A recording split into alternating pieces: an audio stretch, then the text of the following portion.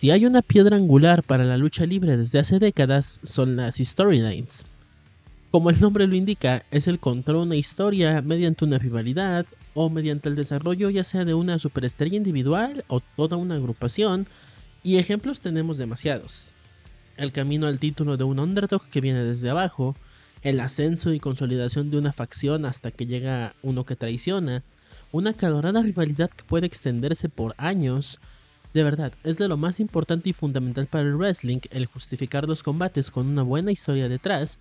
y esto lo hacen todas las empresas, algunas metiendo más drama y segmentos, mientras que otras lo hacen más discretamente, pero el punto aquí es que lo aplican todos, esto es parte irreemplazable de la lucha libre. Y sin embargo, así como hay storylines legendarias y también las ha habido malas, han existido ocasiones en las que WWE arruina en su totalidad las cosas y algo que venía siendo asombroso termina cayéndose y terminando de manera muy insatisfactoria para todo lo que se trabajó.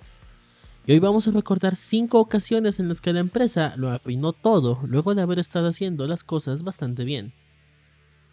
Antes de comenzar, recuerda suscribirte para que cada vez seamos más aquí en el canal, y de igual manera deja tu like en el video si te gustaría una segunda parte del mismo, ya que conociendo a WWE ni de pedo con 5 abarcamos todas las veces que han dicho esto. Una vez con todo esto dicho, vamos para allá con el tema. Número 5. La autoridad. Desde 2013, Triple H y Stephanie McMahon tomaron el control de WWE, conformando a la autoridad, una facción poderosa y corrupta que manipulaba toda la empresa para tener a sus favoritos como los campeones máximos. Reclutaron a luchadores como Kane, Randy Orton y todo The Shield, colocándolos en lo más alto, y su primer gran movimiento fue en SummerSlam 2013, cuando Triple H traicionó a Daniel Bryan tras derrotar a John Cena y ganar el campeonato de la WWE para permitir a Randy Orton canjear el maletín y arrebatarle el campeonato. Durante los meses siguientes, luchadores como el propio Bryan, John Cena, el Big Show y los hermanos Rhodes se rebelaron contra el grupo, pero de una u otra manera la autoridad no caía y encontraba la forma de salir victoriosa. Daniel Bryan fue incluido en toda la historia de la autoridad nuevamente como el que los desafiaría, y a pesar de múltiples obstáculos, Bryan logró en el evento más grande de todos derrotar a Triple H en el opener, ganando su lugar en el evento estelar donde, superando todas las adversidades, derrotaría también a Orton y Batista para consagrarse como campeón mundial. Aquí no llegaría el final de la autoridad, pues poco antes de WrestleMania, The Shield había roto lazos con ellos, por lo que Triple H, reclutando de nueva cuenta a Orton y Batista para conformar Evolution, se enfrentaron a los sabuesos de la justicia, siendo derrotados en 2 pay-per-views consecutivos. Como giro inesperado y en un nuevo plan maestro de Triple H para mantener a flote la autoridad, Seth Rollins traicionó a sus compañeros y se unió a la facción, convirtiéndose en su nuevo protegido. Cuando Daniel Bryan se ausentó por lesiones, fue John Cena quien lideró la lucha contra este grupo, formando un equipo para Survivor Series conformado por Dolph Ziggler, Ryback, Eric Rowan y el Big Show. En el evento se dio una de las luchas más importantes en la historia de la WWE, donde si los primeros ganaban, la autoridad perdería todo su poder en la empresa, pero si los villanos salían victoriosos, todo el equipo Cena sería despedido. A media lucha y tras una traición del Big Show, John Cena sería eliminado, dejando a Dolph Ziggler en solitario contra otros 3 oponentes. Sin embargo, con una grandiosa actuación por parte del presumido quien supo mantener a raya a gente como Harper, Kane y Rollins, al final la inesperada aparición de Sting logró ponerle un alto a Triple H, quien todo el combate hizo trampas para evitar que la autoridad perdiera, dándole la victoria a Ziggler y provocando así la disolución temporal de la autoridad. Aunque este parecía el final ideal, un mes después Cena fue chantajeado para restaurar al grupo.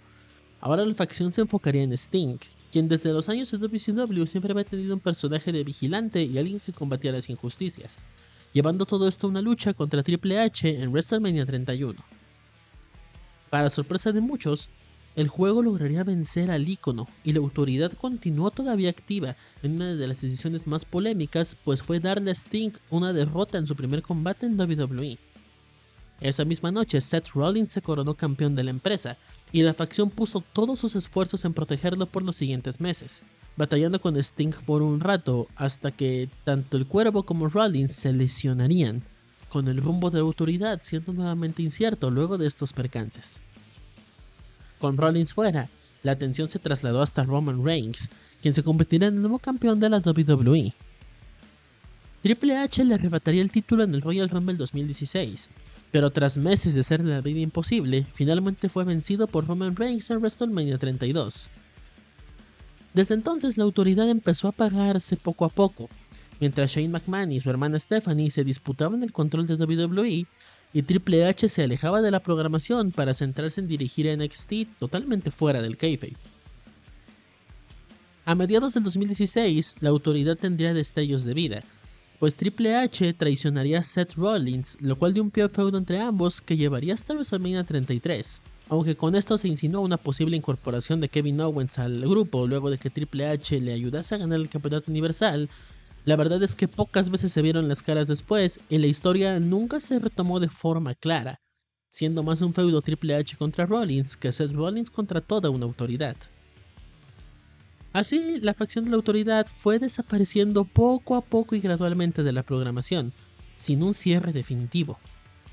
Muchos fans consideran que Survivor Series 2014 debió ser su final, ya que era un punto perfecto, o si no, el combate de Sting contra Triple H, con Sting finalmente derrotándolo y poniéndole fin a la autoridad. Pero es que factores como lesiones y el quedarse sin ideas para el grupo hizo que poco a poco se fueran sintiendo repetitivos en todas sus acciones. El feudo de Roman con la autoridad es muy parecido al de Bryan apenas 2 años antes, y también poco a poco fueron perdiendo tiempo en pantalla. A pesar de haber sido una de las facciones más dominantes y malvadas en la historia de la WWE, tristemente la storyline se extendió tanto que WWE no supo darle el final satisfactorio y correcto, simplemente dejando enfriarse a esta gran facción poco a poco hasta que finalmente desapareció. Número 4. El reto abierto de John Cena como campeón de los Estados Unidos. Para el año 2015, John Cena ya era una de las mayores estrellas que había pisado a la WWE. Con toda una nueva era en puerta, Cena daría el paso al costado de la escena estelar, ganando el campeonato de los Estados Unidos en WrestleMania 31. Aunque esto al inicio levantaría reacciones muy divididas por parte de los fanáticos, Cena comenzaría una tradición en Raw que haría que todos rápidamente comenzasen a amar su reinado: el reto abierto de los Estados Unidos. Cada semana, Cena entraba al ring a poner su campeonato en línea ante cualquier competidor que se atreviese a cruzar la cortina y entrar al ring con él, dándole con esto foco a luchadores como Wade Barrett, Stardust, Dean Ambrose y Cesaro, pero no solamente dándoles tiempo en pantalla a luchadores que lo necesitaban, sino también demostrando movidas y habilidades poco usuales en él, y es que ya rebajado al plano midcard y sin la necesidad de cuidarse tanto por ser la cara principal de la empresa, Cena podía lucirse más sobre el cuadrilátero. Semana a semana, John Cena le cayó la boca a todos los haters que siempre le dijeron que no sabía luchar, dándole también la bienvenida en el roster principal a luchadores como Sami Zayn y Kevin Owens de NXT, con este último teniendo una asombrosa rivalidad y varias de las mejores luchas de su carrera. Tras meses del espectacular reto abierto, Cena se mediría ante Seth Rollins, el campeón de la WWE, llevando todo esto a una lucha en SummerSlam con ambos títulos en juego. En el evento más caliente del verano, Cena y Rollins estaban dando un gran combate, hasta que el actor Jon Stewart intervendría, siendo la distracción perfecta para el rapero mayor y dejando a Rollins llevarse la victoria, convirtiéndose en doble campeón sí, pero terminando esta gran etapa de la carrera de Cena gracias a la interferencia de un comediante. Afortunadamente, Cena recuperaría el campeonato un mes después en Night of Champions, volviendo a empezar el reto abierto y defendiendo ante gente como Xavier Woods, Big E y Dolph Ziggler.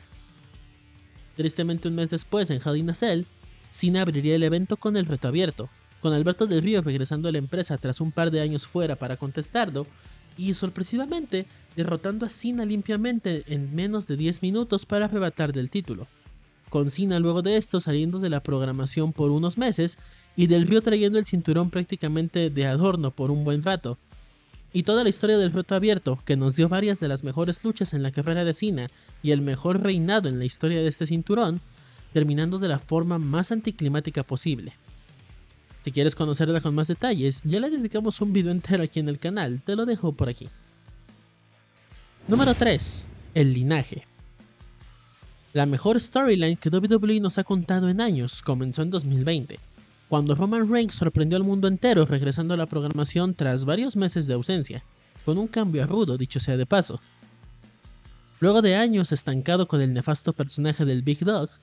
Roman se reinventaría totalmente ganando el campeonato universal y convirtiéndose en el jefe tribal de la familia samoana, entrando en rivalidad con Jey Uso y posteriormente haciéndoselo a su aliado junto a Jimmy Uso. Los gemelos conquistarían el campeonato en parejas de SmackDown y junto a su primo dominarían a la marca azul convirtiéndose en el linaje. Roman conquistaría también el campeonato de la WWE y los Usos los campeonatos en parejas de Raw, mientras sumaban a sus filas a Solo Sikoa de NXT, que era un peligroso competidor, y a Sami Zayn, quien se convertiría en el Uso honorario. El linaje dominaría toda la WWE por años, hasta que a inicios de 2023, Sami finalmente se rebelaría ante ellos y junto a Kevin Owens se estronarían a los Usos tras casi 2 años de reinado. Por su parte, Cody Rhodes fracasaría en su primer intento por acabar con Roman Reigns en WrestleMania 39, y por una buena parte del 2023, el linaje se embarcaría en una guerra civil interna, con los Usos traicionando también a Roman y Solo. Eventualmente Jay sería otra marca, y Jimmy regresaría al lado de Roman con el linaje enfocado en mantener el reinado del jefe tribal, que era lo único que les quedaba. Cody Rhodes ganaría el Royal Rumble del 2024, y The Rock regresaría como el jefe final, aliándose con su familia para intentar detener a la pesadilla americana. En WrestleMania 40, tras un combate espectacular, Roman Reigns, luego de casi 4 años, finalmente caería, junto con él cayendo su familia en un final simplemente perfecto para cerrar una gran historia. O eso sería en un mundo ideal, porque tras la caída de Roman Reigns, solo Sikoa se autoproclamaría el jefe tribal, trayendo a Tama Tonga, Tonga Loa y Jacob Fatu para mantener al linaje vivo, solo que sin toda la aura y esencia que tenían en la formación original. Batallarán con Cody por meses en un feudo bastante aburrido. Roman regresaría para enfrentarlos en una segunda guerra civil samoana que igualmente se extendió meses, y finalmente en el debut de Raw en Netflix, Roman acabaría con Solo, siendo proclamado como el indiscutible jefe tribal y por fin poniéndole un final medianamente decente a la historia. Y de nueva cuenta, eso en un mundo ideal, porque aquí tampoco acabó todo. A pesar de esto, y ya con todos los miembros originales teniendo carreras individuales, y con Roman siendo proclamado como el jefe tribal definitivo,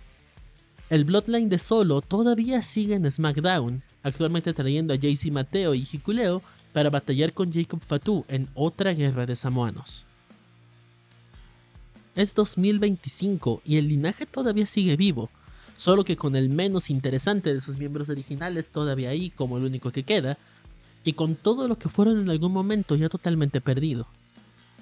Este es el ejemplo perfecto de cómo WWE puede extender una historia hasta el hartazgo y hacerle perder toda su magia. Y creo que más de uno estará de acuerdo conmigo en que si el linaje hubiese acabado en WrestleMania 40 con la caída de Roman, hubiera tenido el final perfecto y se había logrado consolidar incluso como una de las mejores storylines de todos los tiempos en WWE. Pero tristemente extendieron esto de más al punto que ya no tiene ni chiste ni gracia.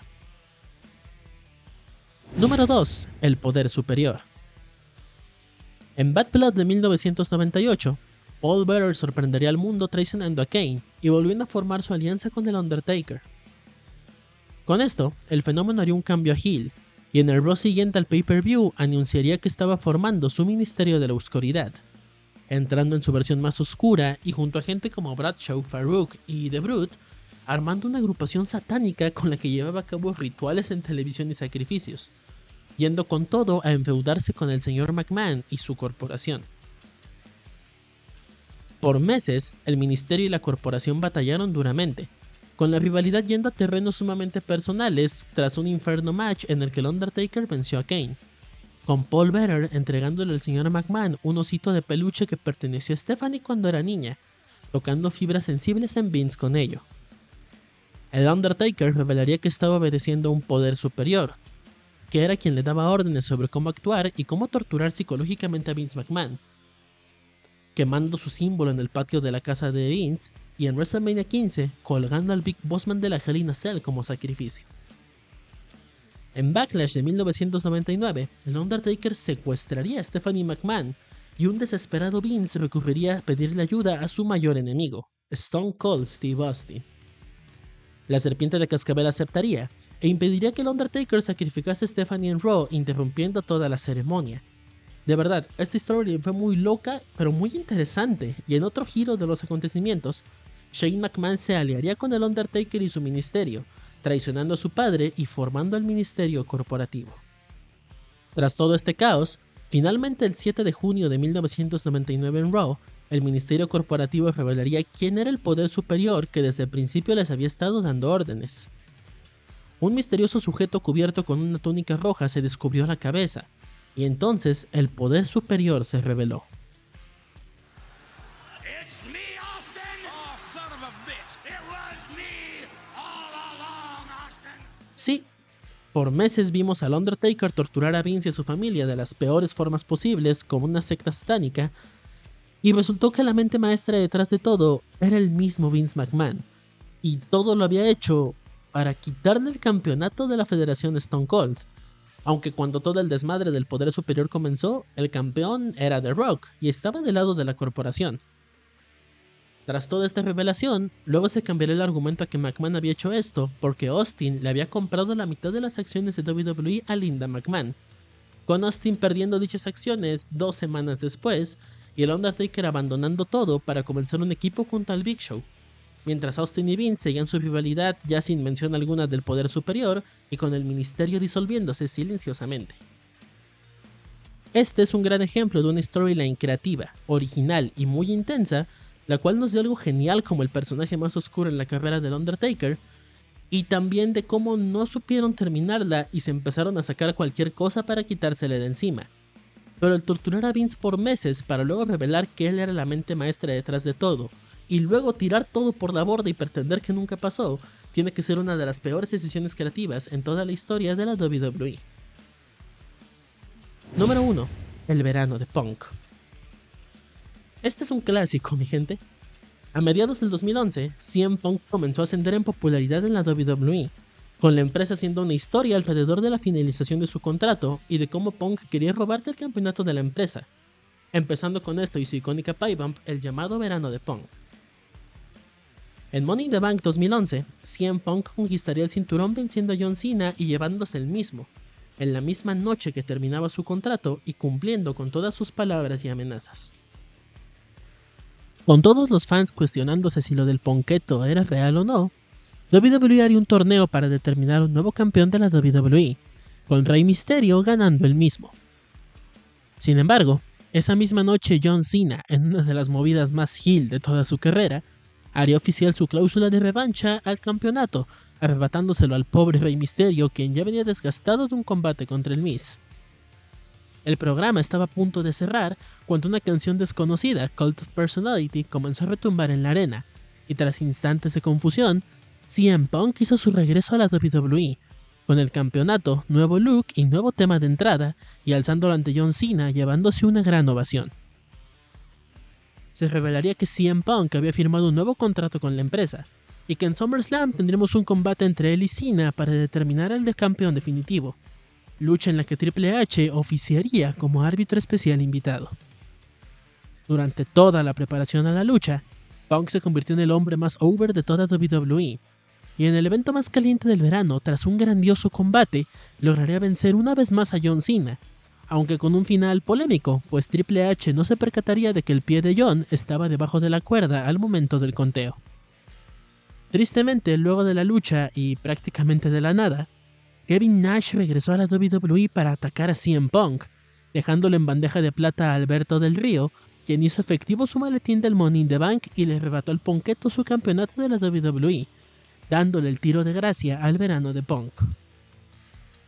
La noche siguiente, el Ponqueto perdería un combate para ser contendiente número 1, nuevamente gracias a Kevin Nash, y pasaría de estar en la órbita del campeonato de la WWE a enfrascarse en un feudo con Triple H y Nash, alejándose del cinturón por unos meses y con todo el hype del verano de Punk que WWE había construido muy bien, yéndose a la basura. Tras estar un rato en esta rivalidad horrible y sin ningún sentido con Triple H y Nash, después Punk se aliaría con Hunter para derrotar a Awesome Truth, y finalmente en Survivor Series 2011, CM Punk ganaría de nuevo el campeonato de la WWE, empezando su histórico reinado de 434 días. Sin embargo, no se puede negar que WWE la cagó horriblemente en SummerSlam de ese año. Desde junio tuvieron a Punk como la estrella más popular y el favorito de los fanáticos. Lo hicieron vencer a John Cena 2 veces en 2 pay-per-views al hilo, y terminaron mandando al demonio su reinado, metiendo en un feudo sin ningún sentido ante un Triple H que ya era part-timer, y un Kevin Nash que en pleno 2011 no tenía nada que hacer en un ring de lucha libre, y solo para soltar del campeonato a Alberto del Río por un rato. Demos gracias que WWE medio pudo arreglar su cagadero en Survivor Series, pero haber dañado así el buqueo de CM Punk y haciéndole perder el tiempo por meses tanto a él como a los fans,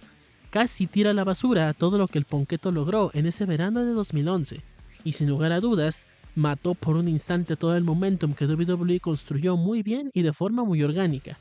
pero al menos podemos decir que lograron recuperarlo unos meses después.